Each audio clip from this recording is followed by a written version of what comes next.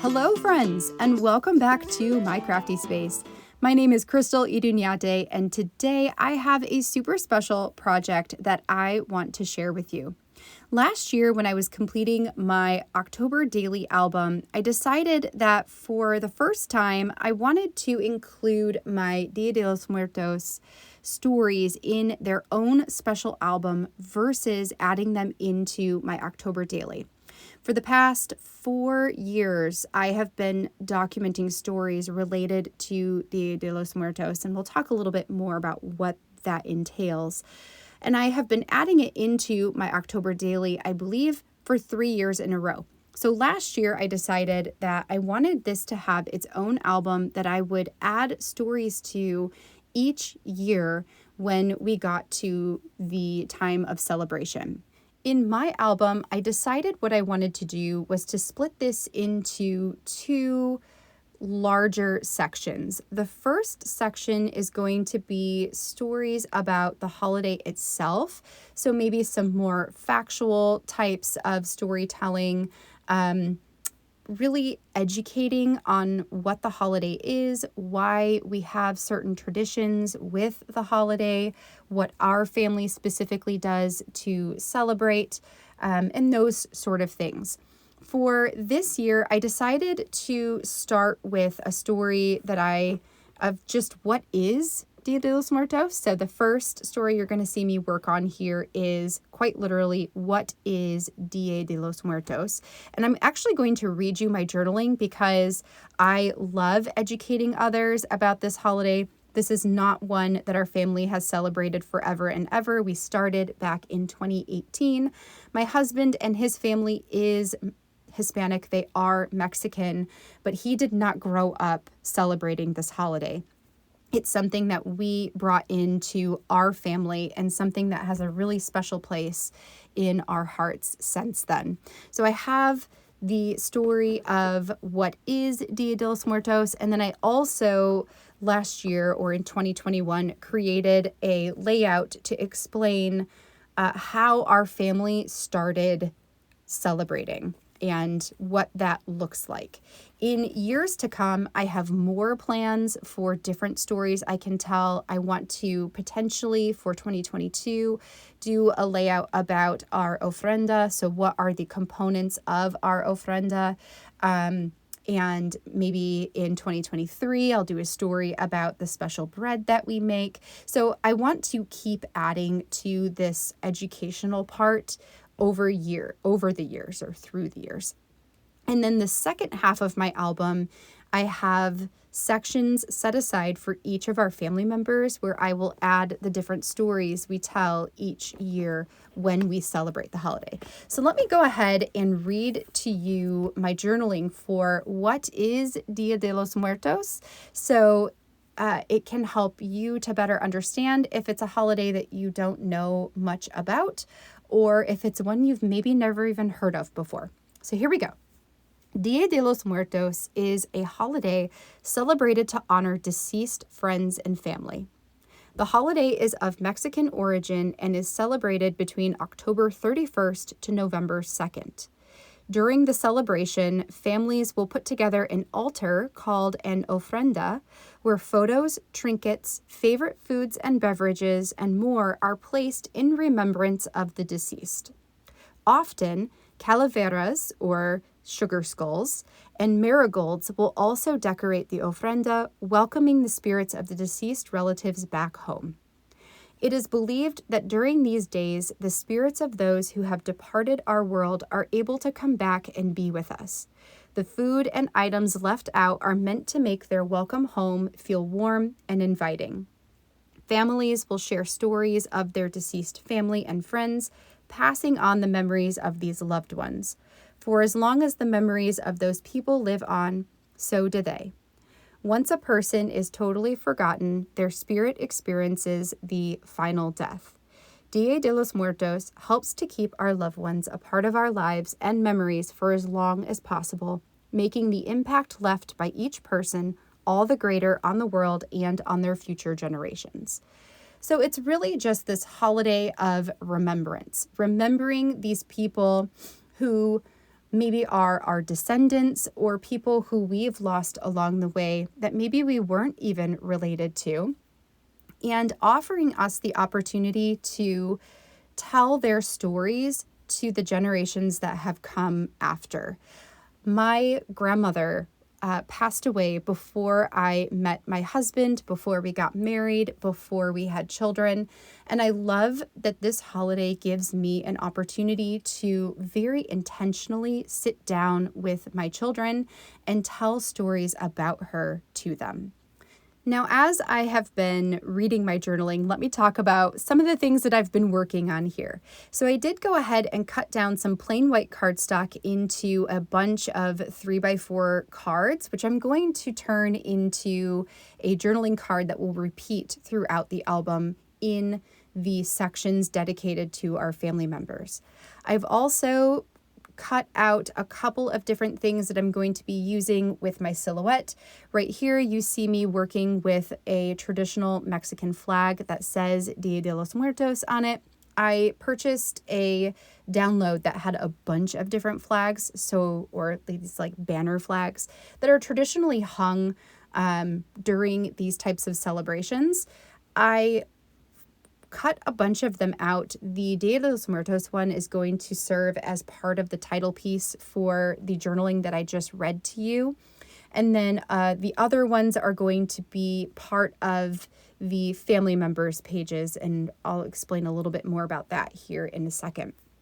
For the journaling cards that are going to hold the stories through the years, I used the buildable alpha stamp set from Ali Edwards.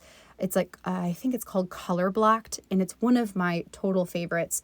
I used that to stamp out the word story, which goes vertically up and down the 3x4 card. And then I used a rainbow of colors that you can see in a lot of the Mexican traditional decorations. And I used that to just create some really fun color. I also really love that with this particular holiday, this Dia de los Muertos holiday, there is so much color. It's a very vibrant holiday and just makes you feel joyful, even though it is celebrating those who are no longer with us. It's just a reminder that after a period of time has passed, after we have grieved the loss, there is a sense of celebration in who that person was and the impact that they had on our lives and how we can pass on those memories. That's something that's really just heartfelt, and lovely. And I suppose part of why I love this holiday so much. I've gone ahead and added the title piece there, the Dia de los Muertos little flag, to my journaling. I left some space at the top of it because I wanted to use a different alphabet stamp to stamp out what is. So then it says what is Dia de los Muertos, and then I've got my journaling underneath. I will run that through my sewing machine to fully adhere down the flag onto the page. And then next to that, I have the full page picture of the ofrenda that we put out each year. This next page is the story of how our family started celebrating. I had this really fun wood veneer piece that is a skull, a sugar skull. And I wanted to add some stamping around the outside of it. So I'm using it as a stencil first and just drawing in pencil the lines around the outside of the skull. Then I pulled out my Ali Edwards Celebrate Story stamp and grabbed the stamp set. It's just a little tiny phrase that says, "This is totally worth celebrating." I'm going to use those same ink colors that I did before to stamp around the shape, the outline shape of the sugar skull. So then I can add that directly into the middle, and there's some fun color around the skull itself. The colors that I'm using are all from Ali Edwards. They are the Crafters ink line. So I'm using, I believe, Redwoods, Rose Garden, Tillamook, the Neskowin, which is the lighter yellow, Willamette, and Columbia, and the dark blue, which is Deshutes, I believe. I think that's all 7 of the colors that I am using. I also used Otter Rock, which is a gray, for the story titles earlier as well. So there you can see the sugar skull. I'm adding it with some double-sided adhesive just for an extra strong hold, and then that will go into the middle of the stamping. This I am pairing with a grid that I put together earlier, where I printed off 3 different photos. I have one that has our family, and we all have a shirt on that says Familia.